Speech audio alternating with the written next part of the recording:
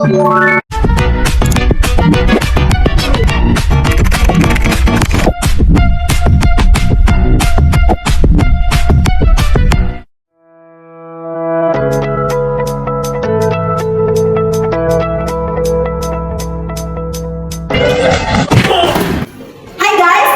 lupa saksikan podcast kami. Tapi sebelum itu jangan lupa like, komen, dan subscribe. Bye-bye.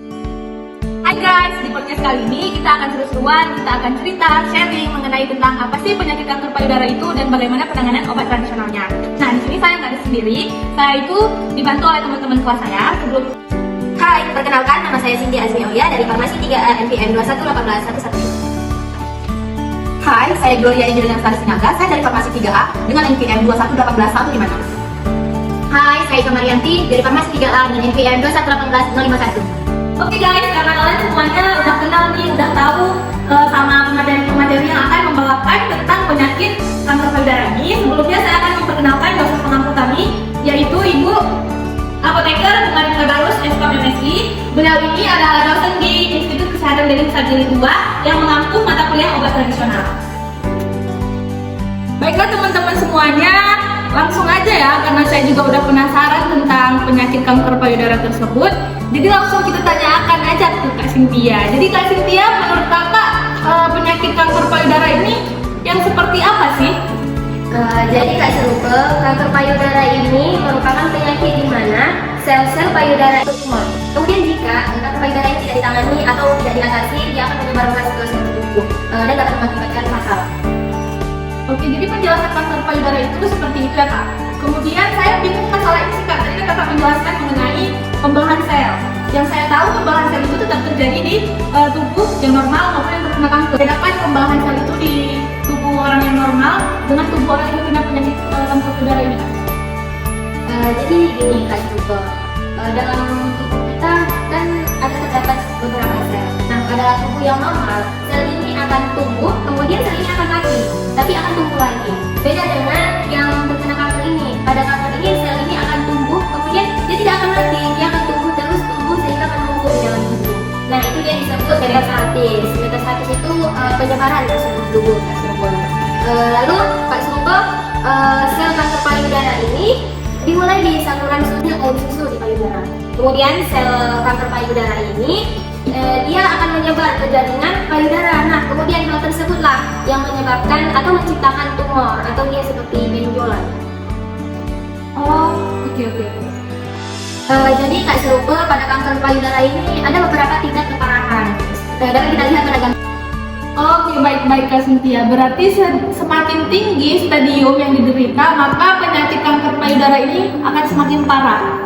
Baiklah teman-teman semuanya, karena kita sudah mendengar penjelasan dari Kak Cynthia, kita akan ke next slide, yaitu tentang faktor-faktor apa aja sih yang menyebabkan kanker payudara ini. Langsung saja saya akan bertanya kepada moderator yang kedua, yaitu Kak Gloria. Baik Kak Gloria, bisa tolong menjelaskan faktor apa sih yang mempengaruhi seseorang bisa terkena kanker payudara ini Kak? Nah, jadi Kak Serupe, di sini ada faktor resiko kanker payudara. Yang pertama itu ada haid pertama di usia di bawah 12 tahun. Kemudian selanjutnya wanita yang tidak menikah.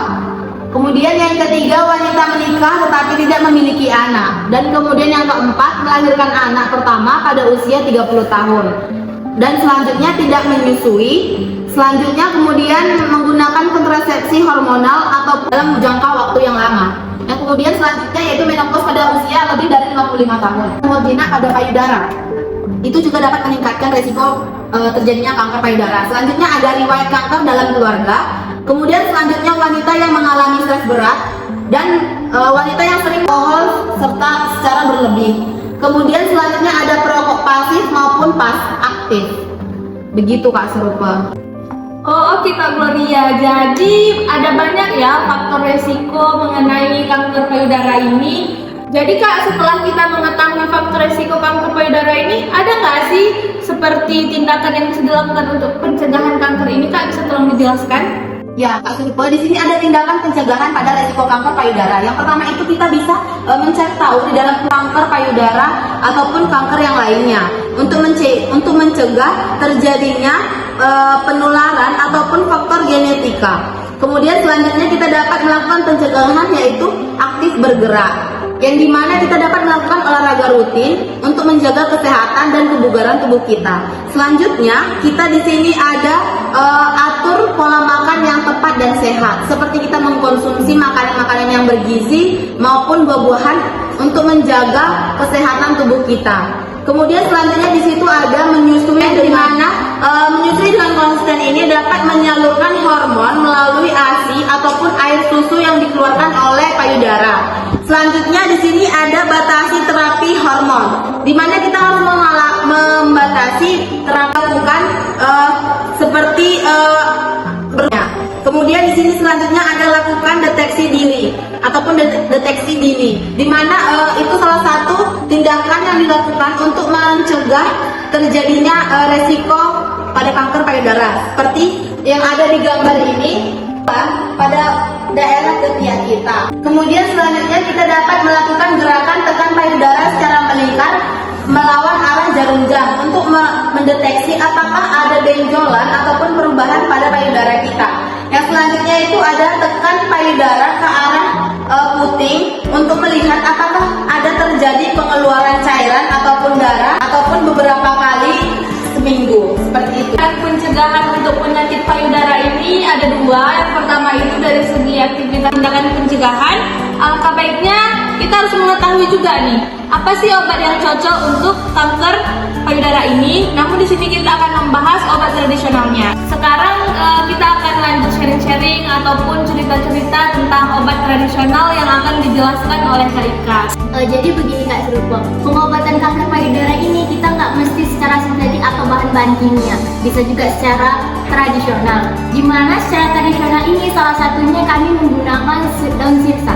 Di dalam daun sirsa ini terdapat metabolit sekunder, yang terdapat itu adalah metabolit alkaloid, bersih menggunakan air yang mengalir. Setelah itu kita ambil 4 air, lalu masukkan 4 atau 5 lembar daun tadi ke dalam air yang mendidih. Setelah mendidih kita tunggu 15 menit. Ia akan menjadi perubahan warna yang warna coklat. Setelah ini telah menjadi perubahan warna, kita tunggu dulu beberapa menit untuk mendinginkan air daun sirsa ini tadi. Setelah dingin, nanti kita saring 2 kali, pagi dan sore setelah makan. Diminum pada pagi hari 1 gelas dan sore 1 gelas. Baik teman-teman semuanya, pemaparan materi telah selesai. Kita akan masuk di sesi pertanyaan kepada audiens. Silakan untuk bertanya. Kak, saya mau bertanya Kak. Perkenalkan, nama saya Fadila, saya mahasiswa Institut Kesehatan Bersada, Prodi Farmasi. Jadi saya ingin bertanyakan, menurut saya itu, bisakah pria terkena? Oke, baiklah teman-teman semuanya, tadi sudah kita dengarkan pertanyaan dari Kak Fadila. Karena saya juga penasaran dengan pertanyaannya, langsung saja kita tanyakan kepada penjawab kita. Kepada Kak Sinta, kalau Kak penjelasannya? Oke, baik. Terima kasih atas pertanyaannya. Ini pertanyaan yang cukup bagus ya. Pasti teman-teman di sini semua penasaran apakah laki-laki itu bisa terkena kanker payudara atau tidak. Jadi jawabannya bisa ya teman, karena laki-laki juga memiliki kelenjar payudara sama seperti kita perempuan. Jadi tidak menutup kemungkinan kalau laki-laki itu akan terkena atau resiko dari laki-laki itu terkena kanker. Jadi laki-laki dengan usia lebih lanjut, usia 60 sampai 55 tahun itu lebih berisiko untuk terkena kanker payudara. Lalu selanjutnya adalah riwayat keluarga dengan adanya kanker payudara. Begitu ya teman. Oke, baik teman-teman semuanya, jawaban dari Kak Sinta sudah jelas sekali. Kalau ada yang ingin bertanya, boleh dipersilakan. Jawabannya, jadi langsung saja kepada Kak Jessica, kami persilakan untuk menjawab pertanyaan. Baik, terima kasih kepada herbal daun sirsak dan biji pepaya sebagai pengobatan kanker payudara itu dapat menimbulkan efek samping apabila dikonsumsi dalam jangka panjang. Jadi penggunaan obat herbal daun sirsak dan biji pepaya apabila digunakan dalam jangka panjang keracunan itu bisa berupa dengan gejala mual, muntah, diare, bahkan sampai dengan kerusakan hati, efek toksik atau efek racun gitu, Kak. Jadi langsung saja Kak Selastri, saya mohon penjelasannya Kak. Baik, terima kasih Kak Sinta. Untuk pertanyaan ini cukup menarik ya. Untuk perempuan yang memiliki keluarga riwayat penyakit kanker payudara, kemungkinan 6